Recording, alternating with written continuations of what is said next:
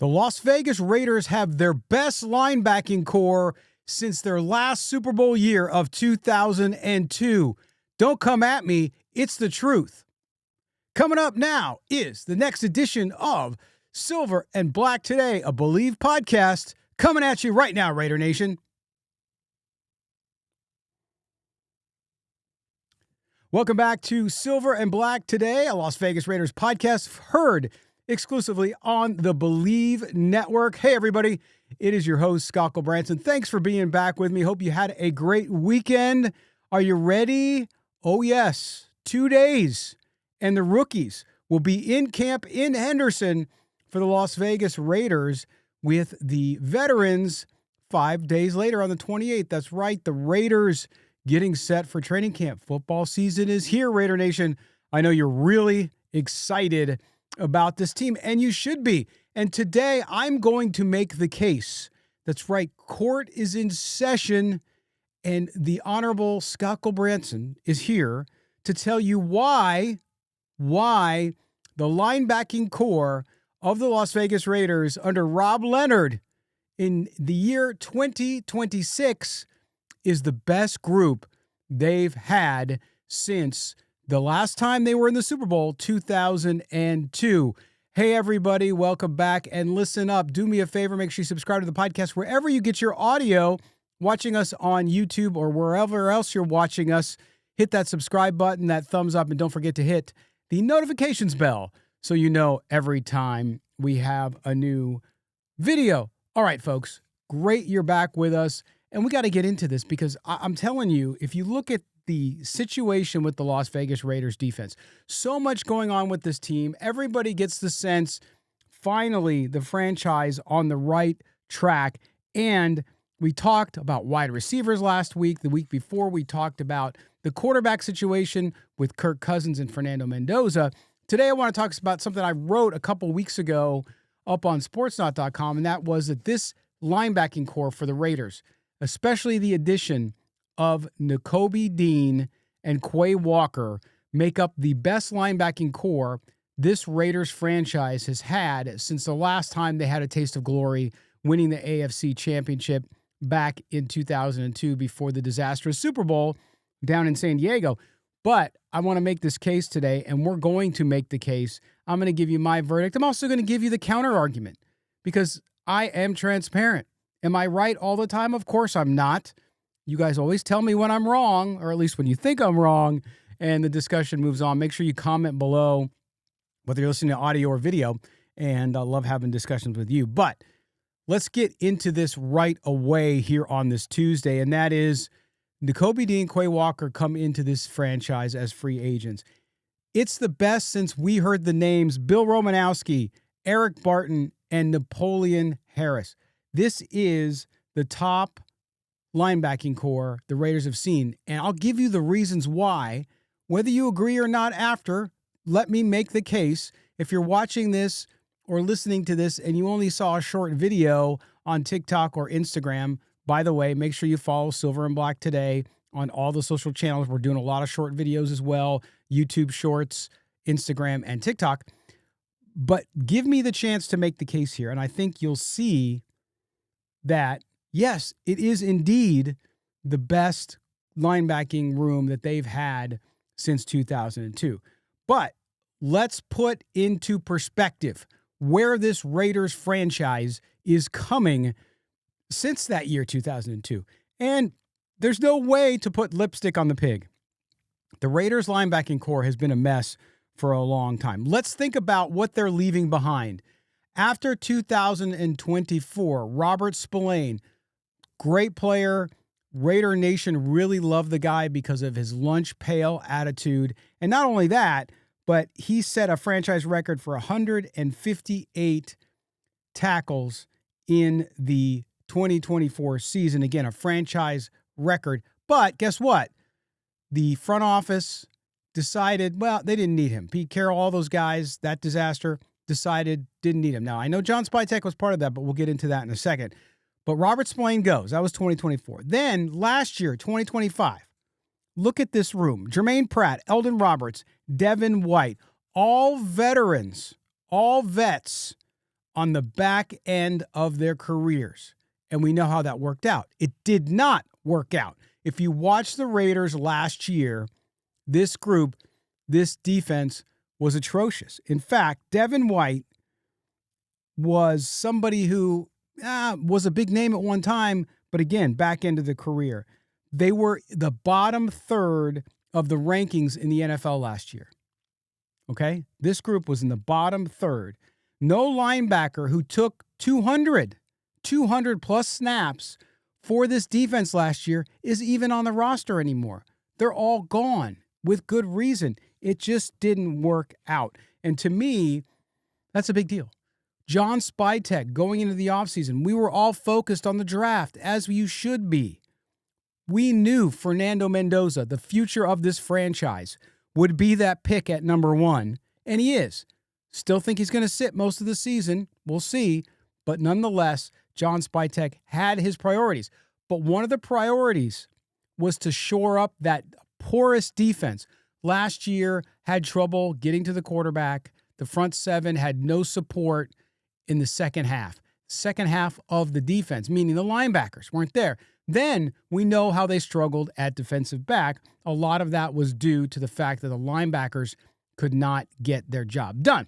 So John Spytek told us by his signings that he was prioritizing this group and knew for Rob Leonard to be successful running his defensive scheme, he needed true linebackers that could actually play and elevate this defense. So what does he do? Nakobe Dean, 3 years, $36 million, 20 of that, guaranteed.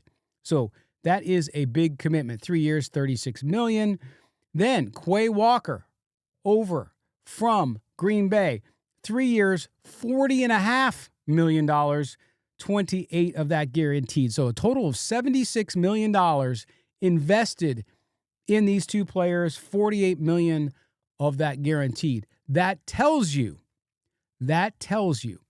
not only John Spytek, but this Raider organization coaching staff, they wanted to make sure that they went out and they committed and spent the money wisely on a group that had to be upgraded, and not just upgraded significantly, but completely remade. These two players help them do that, and these two players are the reason why this is the best linebacking core since 2002. Now, let's get into some of the details. We're going to start with Nakobe Dean, who we haven't seen out there yet because of injury and because he's a veteran. But remember, Nakobe Dean, third-round pick in 2022, is the Butkus Award winner at Georgia on that national championship team in 2021.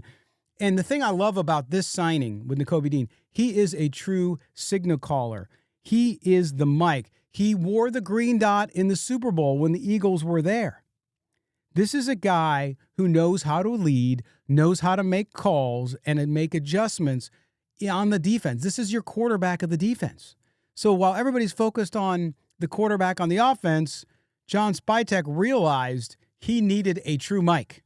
He needed a true mic linebacker, and Nakobe Dean is that guy. Career high 4 sacks last season, and that's despite missing 8 games. He missed 8 games with that torn patellar tendon. Let me get that out. And he had a 40.7 QB pressure rate, which was very good in the NFL. And really one of the most dangerous blitzing linebackers in all of the NFL. But the key here is the cerebral side of Nakobe Dean, and that is he calls that defense. I can't underscore to those of you who aren't as into football and some of the technicalities, but you need that Mike linebacker to make adjustments in the line, make the calls on the defense. That sets the defense for the play ahead, and Nakobe Dean is that dude. He is that guy. He's been doing it for a long time, did it obviously at the college level and won a national championship, but he also did it at the very highest level as a member of the Philadelphia Eagles, including being that guy, the green dot in the Super Bowl. Super Bowl, yes. So this guy comes in with a lot of experience and somebody who this Raiders team is going to count on significantly. And we'll get to the injury part in a little bit as we walk through some of the counter argument to what I am telling you today, because I'm considering both sides here. Because some of you are going to say, Scott, you're way too early saying that this group is going to be the best since 2002 with Romanowski and Barton and those guys, Harris. But that's not the point. The point's going to be, I'll give you both sides. I'm still going to go with my argument, but I'm going to give you both sides because I just want to make sure we think through it all. Now, let's get into the second member of this linebacking core that makes it the best since 2002, and that's Quay Walker, coming over from Green Bay. He was a first-round pick in 2022, number 32 overall, so last pick in the first round. And remember, just by circumstance, this was a pick the Raiders traded away to Green Bay. That's who Green Bay selected with it. Now he comes back to the Raiders, so I guess everything works out the way it was supposed to.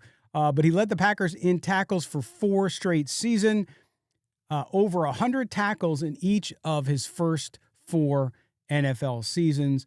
And the thing I like about this, and again, remember Quay Walker being the guy who can rush the quarterback, one of the best blitzing linebackers, Nakobe Dean, one of the best blitzing linebackers in the NFL.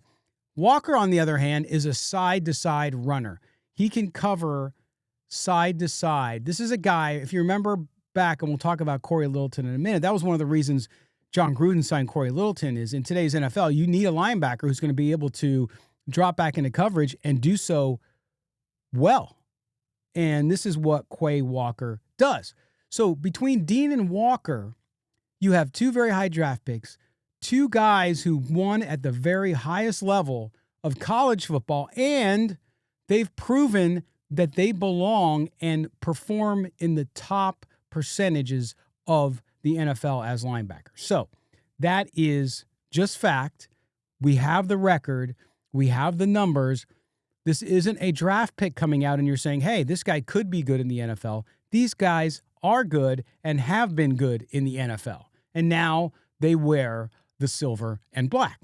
So there you go. Now, the important part here that I want to make is about fit, because so many times in the past, the Raiders have gone out and signed guys to plug holes, but they haven't necessarily been a great fit. That is not the case with these guys. If you look at Dean, he anchors the middle, makes the calls. You needed that guy. You didn't have one. The Raiders had nobody to really do that at a high level. He takes it. Walker, because of Dean being in the middle and making the calls, being the green dot, Walker's free to play rush and chase. And to me, rushing off the edge is something he can do as well. So not only do you shore up that middle with Nakobe Dean, but now Walker can move around sideline to sideline. He can even rush, depending on the package, Rob Leonard dials up. So you get that double whammy from both these. They both addressed a specific need that John Spytek needed to fill on this Rob Leonard defense. And you get 2 of the best in the NFL to do so. Rob Leonard called Walker, quote, an avatar, unquote, who can line up anywhere and at the second level. To me, that is such a big deal. He can line up anywhere. So now Rob Leonard is not limited on what he can call depending on the situation.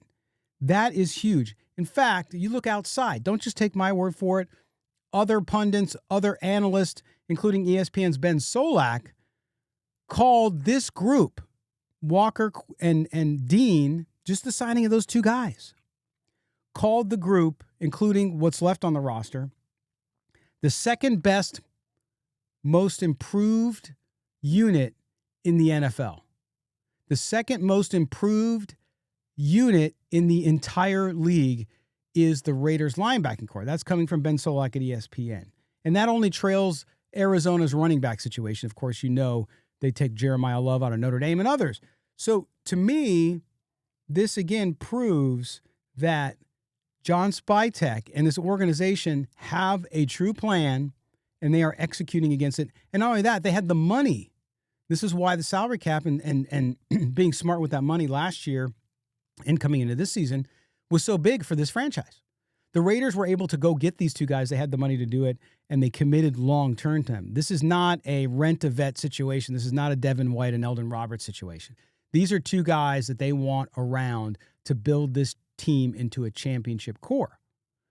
So there you go. Not only that, remember, these two played together in college. They played at Georgia from 2019 to 2021 together. They went 34-5 as a tandem in that linebacking core for the Georgia Bulldogs, and they won the national championship in 2021. These two players have a communication capability between them that is huge. They've played together. Yes, they got in the pros and they weren't on the same team, but they played together at that high level since 2019, and that makes a difference at linebacker. Communications between the defense and the linebackers to adjust for modern NFL defenses is key. Raiders have not had that in decades. Now they do. So you should be very excited about that as well.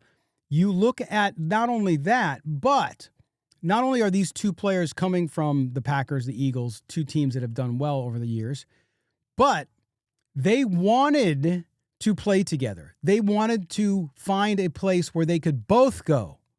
This wasn't, hey, Spytech happened to sign two former college teammates. In fact, the stories, if you see the interviews with Dean and Walker, they signed within minutes of each other and were texting back and forth as the free agent period opened. They were texting back and forth to each other to find out where they were going to go. These two have a special bond, have a special connection, and they wanted to, if they could, of course, you got to look out for your own interests, both players, but they wanted to play together again. They wanted to bring back that Georgia magic. And again, they've played so well in the NFL, and that's what they did. This was a partnership between the two of them. They didn't just say, hey, we got lucky, we happened to sign with the Raiders. No, they decided, hey, man, let's go somewhere together, play together. We know we love playing together. We know we complement each other perfectly. Let's find a spot where we could go together and create some havoc, do some damage. And they chose the Raiders in the AFC West, a tough division. But that's what champions do. They don't want the easy way out. Now, they've obviously wanted to play together, but they also looked at the Raiders situation and said, you know what? Fernando Mendoza's going there. We like Tom Brady's the owner. John Spytek's there. They got some pieces coming together. Yeah, it's going to take a little bit of time. No Super Bowl in year one. But they're going to be a much improved defense because of this, and we'll get into the details. But again, let's compare the two now, because some of you out there, especially you old heads like me, are going to say, hey, man, I have been a Raiders fan since umpteen years ago, since the 60s, since the 70s, since the 80s, whatever your background is. All due respect to the younger fans. But come on, man. Bill Romanowski, Eric Barton, Napoleon Harris, that group from 2002. Are you kidding me? This group is just as good. Well, yes. On paper, I'm saying it because you look at it from this way. Not only Dean and Walker, you have Tommy Eichenberg, Corey Lindenberg for depth. Those players are developing. I'm not saying that they're anything special yet because they haven't proven anything. But the Raiders have some depth there. Walker and Dean changed the game. Romanowski, that year, 2002, 79 solo tackles, 6 sacks, and an interception. Great year for Bill Romanowski back in 2002. Dean has 229 career tackles, 19 for a loss, 4 sacks in 2025, just to stack some numbers. As a team leader, Eric Barton had 12 tackles for losses in 2002. Walker last year and the last 4 years has had 100 tackles plus in 4 years. So if you're trying to compare some apples to apples, I know we're going 24 years into the past, and it's hard to compare those guys, hard to compare them for what they accomplished, but also tough to compare them in today's league. But that's what I wanted to do. Of course, the team context matters here. Romanowski, Barton, and Harris made the Super Bowl. They won the AFC Championship. Roses to all of them.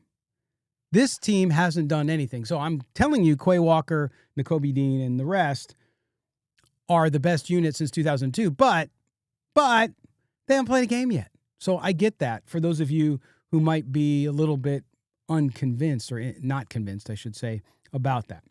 Because you got to do, being good on paper is one thing. We've seen parts of the Raiders look good on paper in past years. And guess what? Nothing. Another down year, another sub 500 year, as most of them have been. So I get that. Now, I know some of you out there are going to bring up names of linebackers of the past, and there have been good ones here and there. Don't get me wrong. But as far as the linebacking core, what this unit looks like on a down-by-down basis, to me, it's just not comparable. Now, for the naysayers out there, you're going to say, okay, durability, man. I like what you're saying, Scott, but boy, Nakobe Dean, he's only 18 months removed from a major injury, that torn patellar tendon. Not only that, last season he missed 8 games. And not only did he miss 8 games, but he closed the season with a hamstring injury with the Eagles. So Nakobe Dean did not get in unscathed, and that is a concern. That is a fair rebuttal to my argument to lead off the show that this is the best group since 2002. Fair enough. Durability has to be an issue, has to be something you consider, because the best ability is availability in the NFL, as we always say here on Silver and Black Today, as do others. So I get that. And he's got to stay healthy. He's had trouble the last 2+ years, well, about 2 years, staying healthy. That patellar tendon injury, plus last year's hamstring, plus the 8 games. I get it. He's got to stay on the field. And that's why we haven't seen him yet in camp, really, out there on the field. So it's going to be interesting to watch how he progresses, to see how the beat writers, everybody on the ground in Henderson, talk about Dean, his health. Can he stay on the field? Hopefully we see that in camp when the veterans report on the 28th. We see him out there and we see him not missing any significant time. Of course, I think they'll be gentle with him, right, to make sure that he's ready to go for the regular season. Now you say the history, Scott, for the rebuttal part 2. Man, the Raiders. They've signed guys people were excited about, and it's never, ever worked out. And you have to start with the poster boy at linebacker for that in recent years, and that's one Cory Littleton, a guy I was really excited about back in the day in John Gruden's second tenure. When they signed Cory Littleton,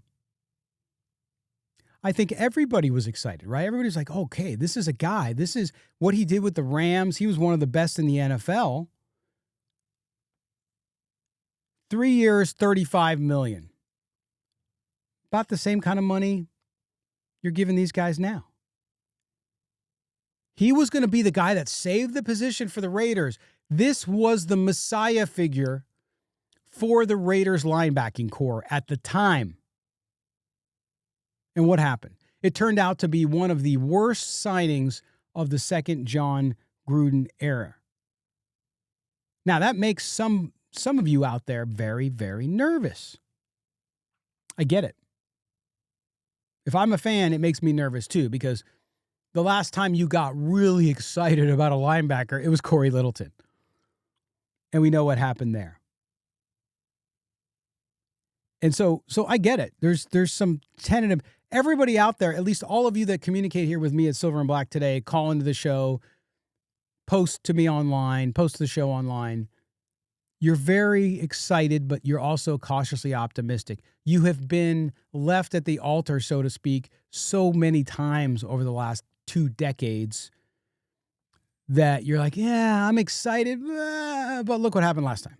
So I get that. Now, another argument in rebuttal to my point that this is the best group since 2002 is they haven't played yet, man. Whoa.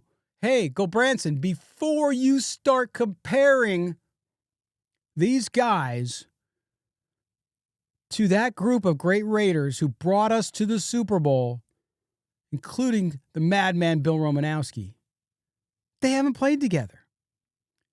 So your whole argument, Scott, is built on their college careers, their other stops in the NFL. And yeah, you'll give it to me, right? They did well at those other stops. Two good teams, playoff teams, the Packers and the Eagles, playing in a Super Bowl. But that's on paper, dude. Come talk to me later in the year when these guys have actually played and proven something to Raider Nation. Prove it. Don't tell me. Don't show me paper. Don't tell me what he did in Philly. Don't tell me what he did in Green Bay. I get it. It's good. And they should be credited for that. But they're not wearing the shield, man. Until they do it wearing the shield, not gonna convince me. Fair enough. It's a fair rebuttal. I get it.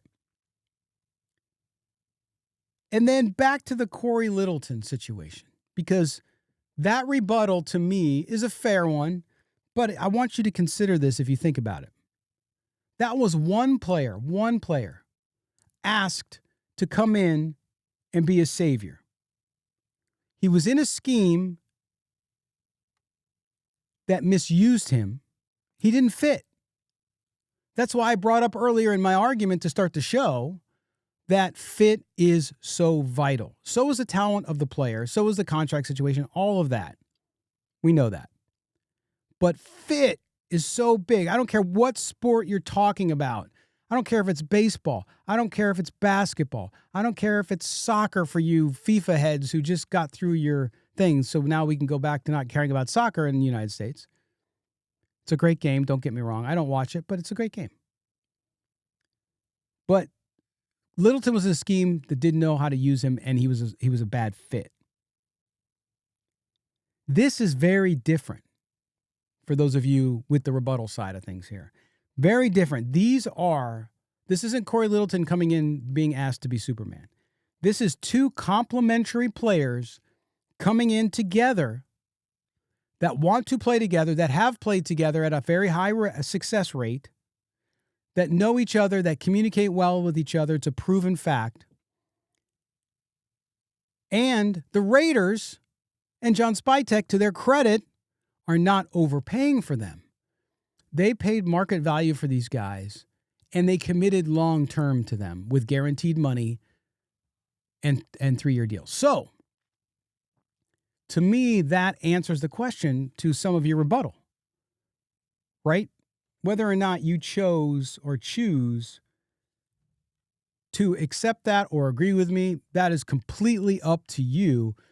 But this is exciting. This is a different situation. I think that's what's very important, because the Raiders have signed players on offense and defense that people got excited about, and then their hearts were broken over it. Antonio Brown. I mean, you go down the line, right?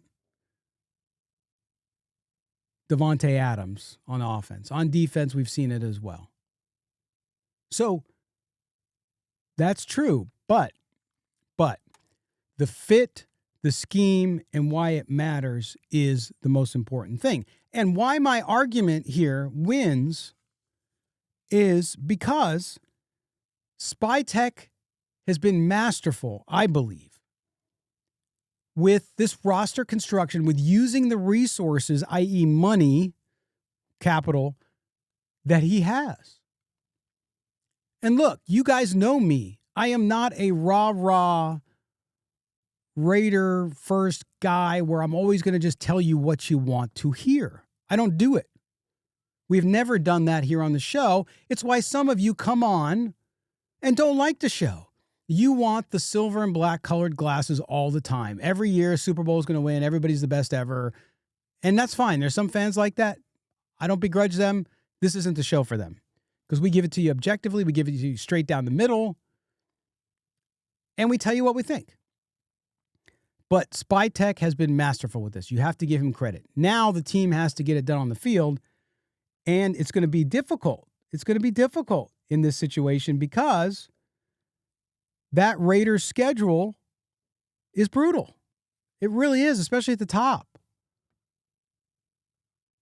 Dolphins, Chargers, Saints, Chiefs, Patriots, Bills, Rams, and then the Jets. That's all to start the season. So no matter how better this roster was built, how much better, excuse me, skip some words, it's still going to be a tough year for this team because of the competition they face. The schedule they have drawn is hard. That doesn't mean they can't compete. That doesn't mean that what I'm saying here with this linebacking core isn't true. The contract commitment John Spytek and the Raider organization gave these two players, Walker and Dean, tells you how much they believe they are going to be a core piece, along with Max Crosby and others, to this defense. And this college-proven chemistry these guys have together, I'm sure was part of that.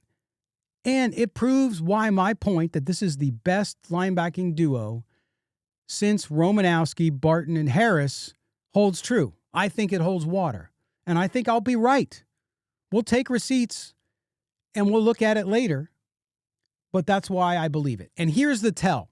Here's the tell where you can come back. You can call in. By the way, don't forget, end of each week, we're going to have our Raider Nation Court of Public Opinion show. We take your phone calls at 702-900-789, 702-900-789, excuse me, 702-900-7869. Or you can mail us your video at mail@silverandblacktoday.com, mail@silverandblacktoday.com. Send us your video. Come on, do it.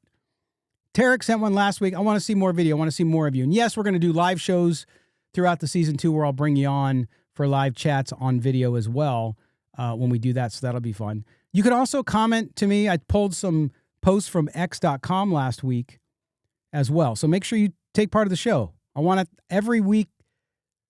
That show will be your show. I'll be here to facilitate, but I'll bring in your comments, your calls, your videos to be part of the show. So I want to hear what you have to say about what I've said. But here's the tell. Here's the tell. So when you call in after week 9 or when we go into week 9, that's after the bye. They have gone through the Jets game. They get the bye and then week 9.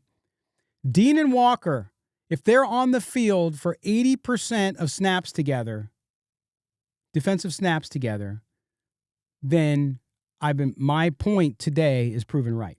Not only that, but the defense allows less than 110 yards rushing per game.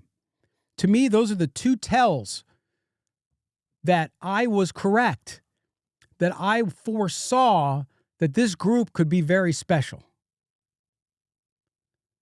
Again, Dean and Walker on the field, 80% of the defensive snaps, and they hold opponent offenses to 110 or less rushing yards. That's the tell. That's when you know, man, Gully was right. Damn. Now, I'm not saying the Raiders are going to have a winning record.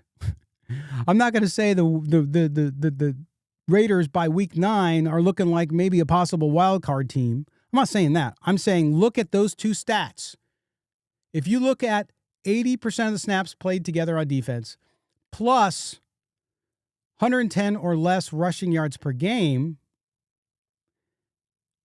you're going to say, yes, Scott was right. This is the best linebacking group that the Raiders have had since 2002. So there you go. That's the receipts. Write it down, save it, bookmark it, whatever you want to do, so you can come back and tell me either, yeah, damn, you were right, or Scott, look, dude, you were wrong. These guys haven't played that. They're allowing 160 yards of rushing per game, whatever it is. Let's hope that's not the case. But you can prove me wrong if it is. So what does this mean to this Raiders team overall? Because outside of those things, those tells that I just gave you that shows that these guys are doing the job and doing it well, what does it mean to the Raider team overall playing this tough schedule, as I mentioned? What it means is this defense finally has the second level that can hold up on early downs without bailing out the secondary. Secondary is still a work in progress. No question about that. We'll get into that in a different show. But if they could do this, that means they hold up on early downs And what's so significant about that? Well, Rob Leonard can dial up third and manageable versus playing scared. He doesn't have to play scared. I mean, you saw it last year with that Raiders defense was brutal.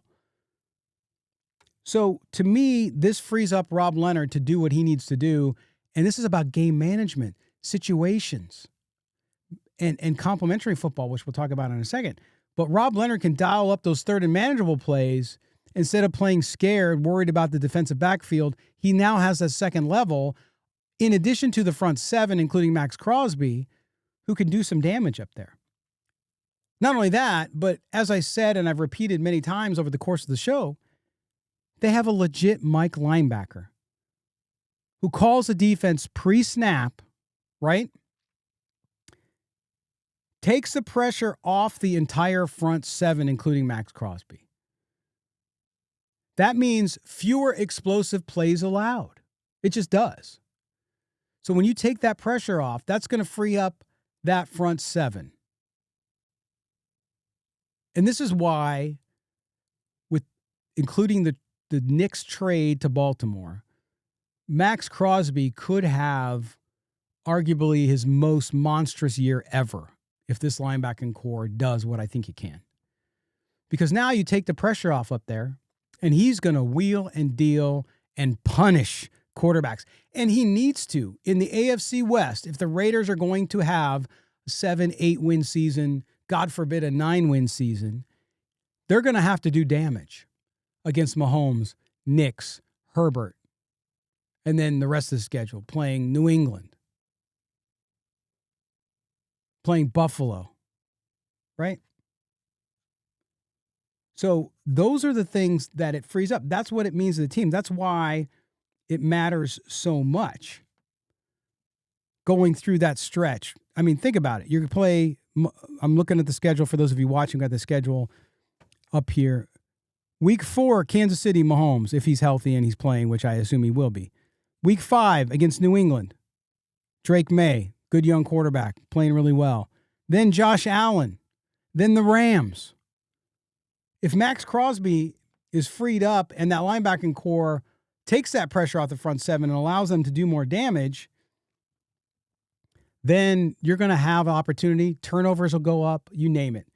So that's why it means so much to this team. Then, if the run defense can hold, again, that sub 110 yards per game area, this is the complementary football part. The offense gets to play with a lead. Imagine that. How many times have the Raiders had to come back? They haven't been very successful at it all the time. Sometimes they have. I know you'll bring up examples. But the offense gets to play with a lead instead of always having to come from behind and always having to play skittish football, trying to catch up. Now, they may still play some catch up this year because of the schedule.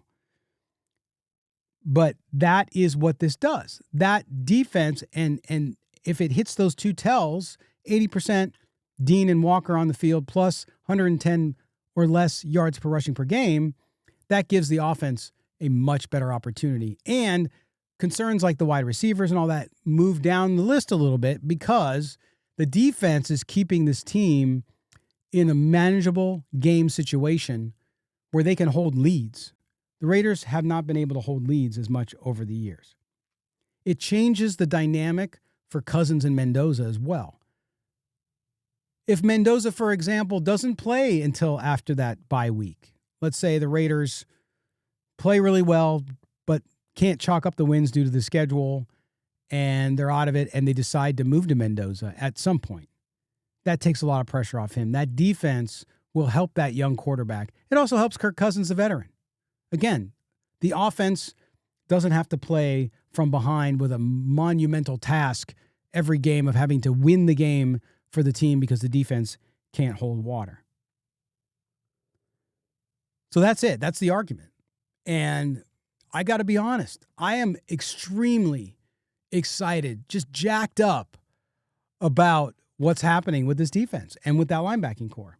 It's the first one in years built on talent and fit.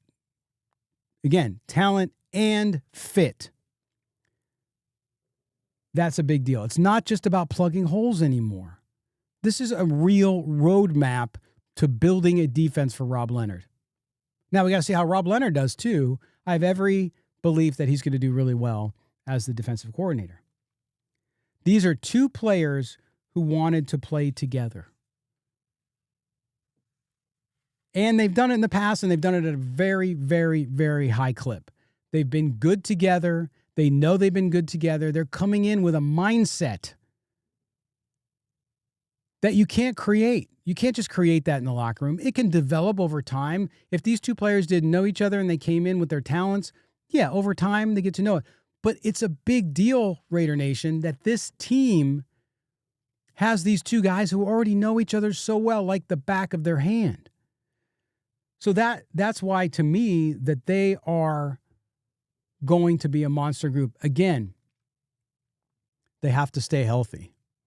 But isn't that the case with every group in the NFL? I don't care if it's the Raiders' rebuilt offensive line, if it's the quarterbacks, if it's Ashton Genty, if it's Brock Bowers. They have to stay healthy. You have to be available to be able to do what you can do and to make this team better. So if they do that, the possibilities are endless. I really believe and jazzed and excited about this linebacking core, and you should be too. I'm not trying to gin you up because, again, I gave you the rebuttals here. I gave you the tells whether or not it's working like I think it could.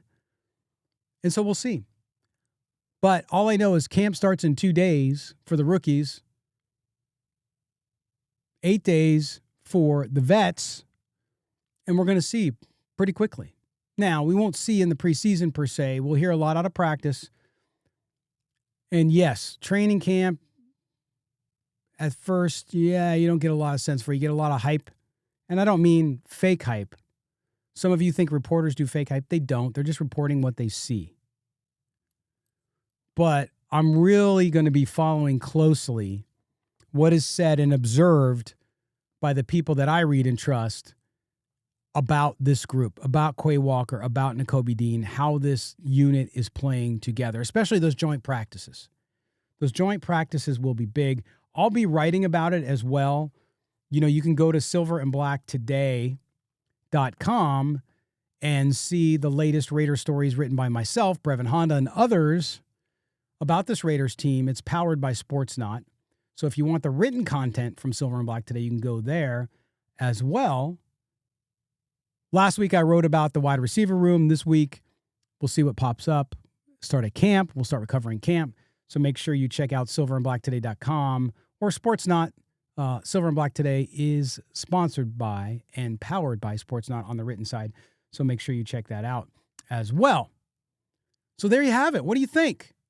You guys got to tell me what you think about this. But I just think the idea that these two played in college together, they won a national championship at Georgia. They have the ability to come out and really do some amazing things on this defense. And the proof will be in the pudding. Putting on the shield, putting on the silver and black. That's when we'll see it. And I have every reason to believe, if healthy, these two will do just that. It's going to be exciting. It really is an exciting time for Raider Nation for so many reasons. And the tough part comes the 16th of September when this team rolls out against Miami and we see them play live NFL competition. But there's no question in my mind it's the best linebacking core since the last Super Bowl season for the Raiders in 2002. Again, tell me what you think. I want you to call into the show, leave your voicemail. Try to make it pithy. Try to make it to the point. Organize yourself before your call. Get your point across. Don't just ramble. And if you ramble, you ramble. It's okay. It's your show at the end of the week. But do that. Call in 702-900-7869 is the number. 702-900-7869. And then if you want to mail us a video, you can mail me a written email if you want to. Some of you that don't want to do that. But I want to see your face. Come on, Raider Nation. We saw Tarek's tattoos last week. Show me what you got. Show me your best Raider hat, your best Raider t-shirt, your best Raider take on video. Mail at silverandblacktoday.com. That's mail at silverandblacktoday.com. Or you can leave your comments on social media, here on YouTube, on Apple Podcasts, wherever you listen to the show. If you're listening to us on audio, if you're watching us on video, leave comments there. I pull those comments too. Wherever you want to send them, but I really focus on the calls and the videos. I really want to hear you, and I want to see you. I want you to say it in your own words with your own voice, because you are Raider Nation, and I want to do that. And that's a big part of the show. So please do that when you get the opportunity as well. Again, thank you guys so much for being with us for this Tuesday edition of Silver and Black Today, a Believe podcast. That's right. Check out the Believe Network, whether you're a Raiders fan, you're a Lakers fan, you're a whatever fan, Padres, don't even get me started, Golden Knights, whatever it is, check out the Believe Network. Check out the podcast we have there as well. We're happy to be part of the family. Don't forget, calls, videos, comments.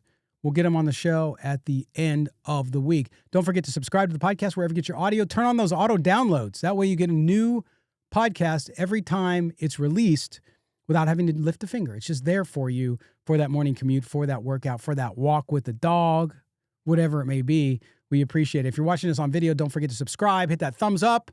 Also, hit the notifications bell so you know when we got a show coming up. But Raider Nation, I want to thank you again for joining me here on the new Silver and Black Today. We hope you've enjoyed the show. The court is now out of session, and we will talk to you next time. Thanks, everybody.